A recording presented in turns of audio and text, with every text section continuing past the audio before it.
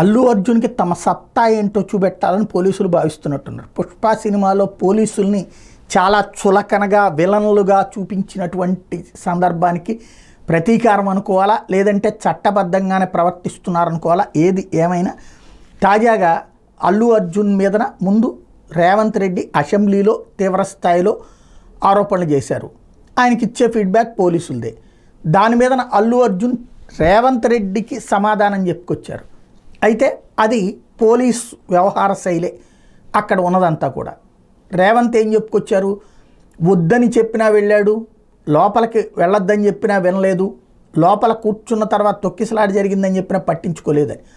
అల్లు అర్జున్ ఏం చెప్పాడు, నాకెవరూ చెప్పలేదు, అక్కడ చేతులు ఊపడం, అక్కడ అడ్డుగా జనమందరూ ఉన్నారంటే నేను బయటకు వచ్చి చేతులు ఊపాను తప్పించి రోడ్ షో ఏమి చెయ్యలేదు అన్నటువంటి విషయం చెప్పుకొచ్చాడు. అలాగే థియేటర్ లోపలికి వెళ్ళినప్పుడు తొక్కిసలాట జరిగిందని నాకెవరూ చెప్పలేదు అన్న పాయింట్ చెప్పుకొచ్చాడు.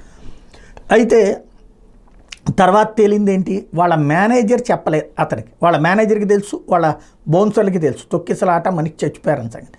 వాళ్ళు అల్లు అర్జున్కి చెప్పలేదు.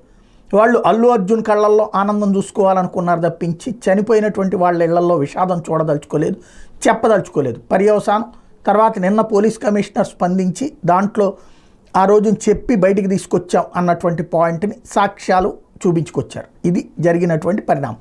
ఈ నేపథ్యంలో అల్లు అర్జున్ ప్రెస్ కాన్ఫరెన్స్ పెట్టినటువంటి కారణాన్ని బేస్ చేసుకుని అతనికి ఇచ్చినటువంటి మధ్యంతర బెయిల్, తక్షణం బెయిల్ ఇచ్చినటువంటి అంశం మీదన ఇవాళ హైకోర్టులో పోలీసులు పిటిషన్ వేస్తున్నారు. అతని బెయిల్ రద్దు చేయమని చెప్పి జైలుకి మళ్ళీ పంపించాలి, అతను ఏదైతే ఈ వ్యవహారంలో తేడా చేశాడు అన్నటువంటి కోణంలో.